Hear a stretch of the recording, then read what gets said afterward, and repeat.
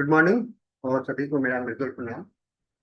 आज के रुब्रिक्स को एक्सप्लेन करने के कड़ी में मैंने एक दूसरा रुब्रिक्स लेकर के आया हूँ और वह है एब्सेंट माइंडेड।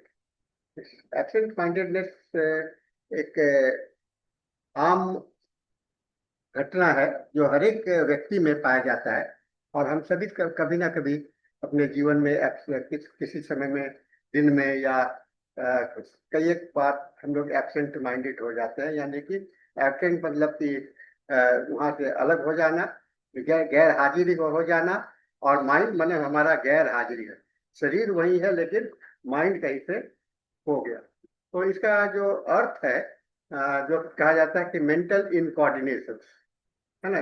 जब थॉट एक्शंस आपके बहुत ज्यादा विचलित हो जाएंगे तो आपके थॉट्स लॉस्ट खत्म होने लगेंगे।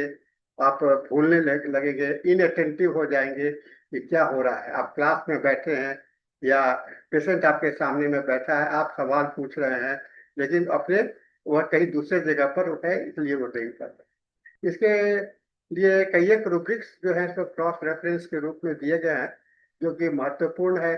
फॉरगेटफुल, इनअटेंटिव, अगर कुछ पेशेंट कुछ लोग विलक्षण तो होते ही हैं, उनको बहुत सारा कोई एक रिसेंट इवेंट या पास्ट इवेंट या अभी जो तुरंत किए हैं या होने वाला है तो दिमाग में सोचे लेकिन भूल जाते हैं, तो इसे ये एब्सेंट माइंडेड नहीं हुआ। इन इनअटेंटिव, अगर आप पेशेंट अगर अटेंशन में नहीं है आपके साथ में तो वह इनअटेंटिव है और वो आपको जैसे ध्यान नहीं दे रहा है, आपकी बातों को कन्वर्सेशन में नहीं सुन रहा है, तो वो इनअटेंटिव कहलाएगा।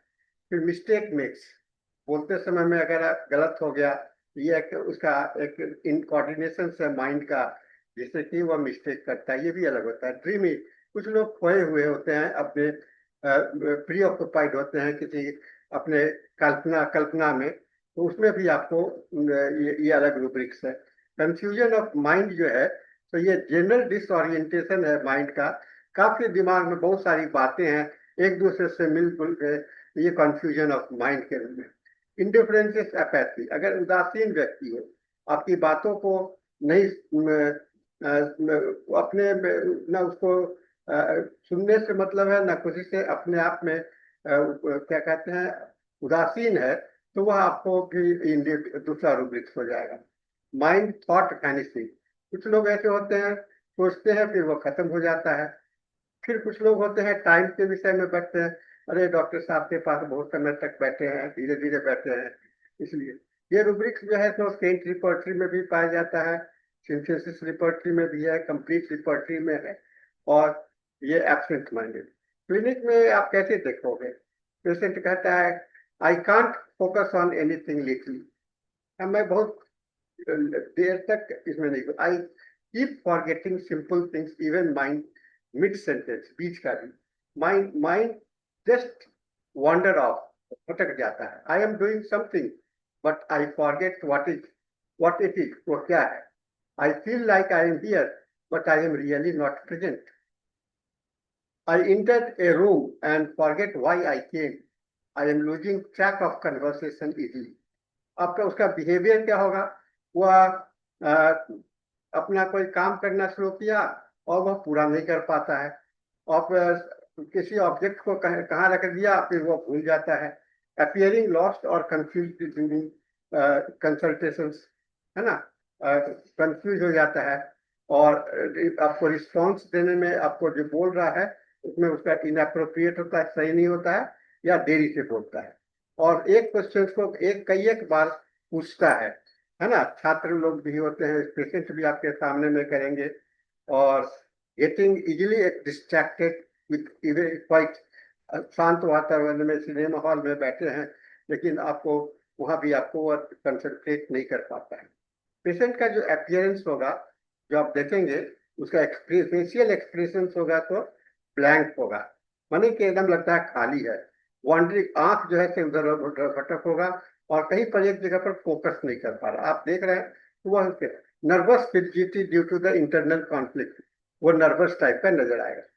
बहुत सारी दवाइयां हैं, मैं जिक्र नहीं करूंगा, लेकिन इसमें मुख्य आता है natrum muriaticum, lycopodium, phosphorus, sepia, sulphur, calcarea carb, anacardium, cannabis इत्यादि।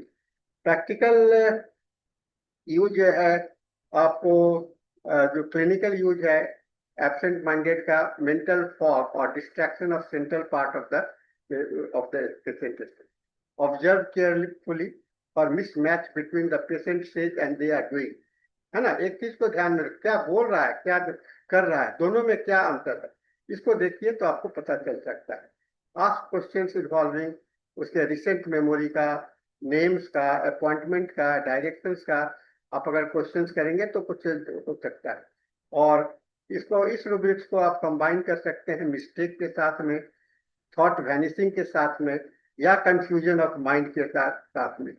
इसके जो एसोसिएटेड कंडीशंस जो पेशेंट में आपको देखने मिलेगा, वो खास करके हाइपोथायराइडिज्म में, एडीएचडी में देख मिलेगा, एंजाइटी एंड डिप्रेशन में मिलेगा, डिमेंशिया के अर्ली स्टेज में मिलेगा, पोस्ट इन्फेक्शन फैटिक में मिलेगा, ग्रीफ और शॉक में होगा, हार्मोनल चेंजेस में होगा। कुछ मैं हिंदी लैंग्वेज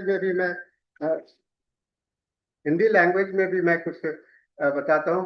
कई बार कुछ सोचते सोचते सब कुछ भूल जाता हूँ, मन नहीं कहीं और रहता है, ध्यान ही नहीं रहता है, ध्यान ही नहीं रहता क्या कर रहा हूँ, अभी कुछ कहने जा रहा हूँ था, भूल गया। अक्सर भूल जाता हूँ, और चश्मा कहाँ रखा है, मोबाइल कहाँ रखा है, ये सब चीज को, ट्रेन में गए बैठे हैं, ट्रेन में ही छोड़ दिए, है ना, मोबाइल छोड़ दिए, चश्मा छोड़ दिए, तो ये सब होते हैं। एक बहुत ही डीप इंडिकेटिव मेडिकल रूब्रिक्स है इसको, और इसको चाहिए आप लोगों को कि इसको ध्यान से देखें तो आप इसको समझ पाएंगे।